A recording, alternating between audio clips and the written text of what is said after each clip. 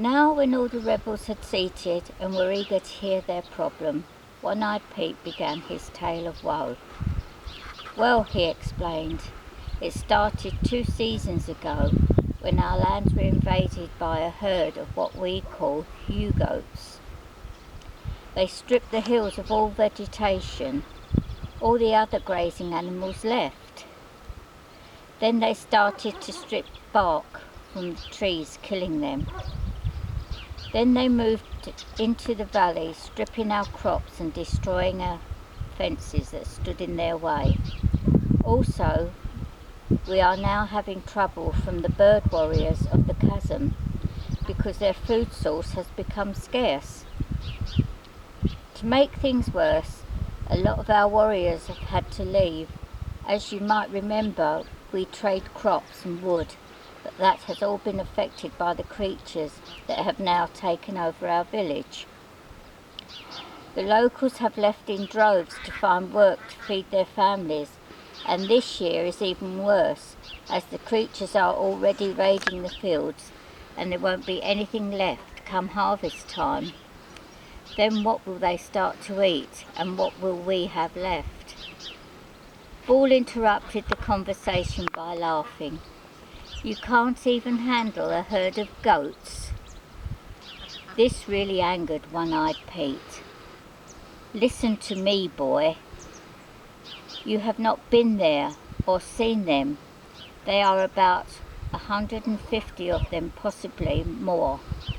The reason we call them Hugoats is because they don't act like animals. They are cunning, vicious, and have no mercy. When they stand on their hind legs, they reach a height of 15 foot. Their horns are 4 foot long and are a formidable weapon. They use them as skilled swordsmen would use his sword, and plus the fact they are very hard to bring down, as they seem to be impenetrable to most weapons, as they seem to have some form of protection. We lost 50 of our best warriors to them. They just charged down the hill and impounded our men on their horns, so don't you dare belittle my people. Fox could see how angry Ball had made One-Eyed Pete. Ball stood up. Who are you calling boy? He growled as he grasped his battle axe. Fox got to his feet, his hand on his sword. Now the tension could be felt in the room. Fox shouted at Ball, "Get your hand off your weapon. He has not insulted you. You are a boy and an untried fighter with much to learn about honour."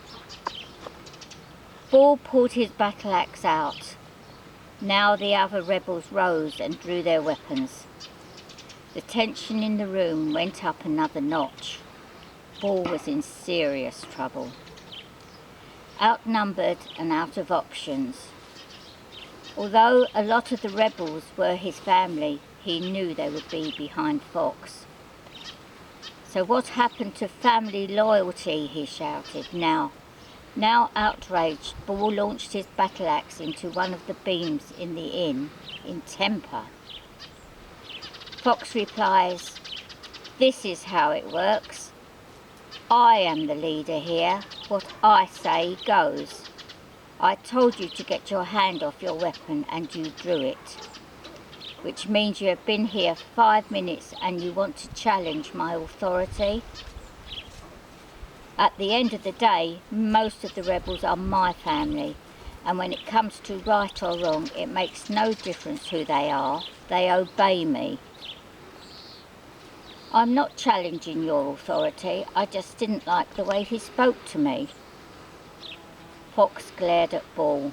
"You are the one who insulted his honour," laughing at him in front of everybody and belittling his dilemma, making him look a fool at best and a coward at worst. "Did your father not teach you anything about manners and honour? Or do you honestly think because you are so big that you are above that sort of thing? Well, let me tell you something for nothing. You're not above the rules, and I'm of the mind that you should go home and grow up a bit before you even attempt to help anyone else." Bull stood there looking very shamefaced, not knowing how to respond to Fox's remarks.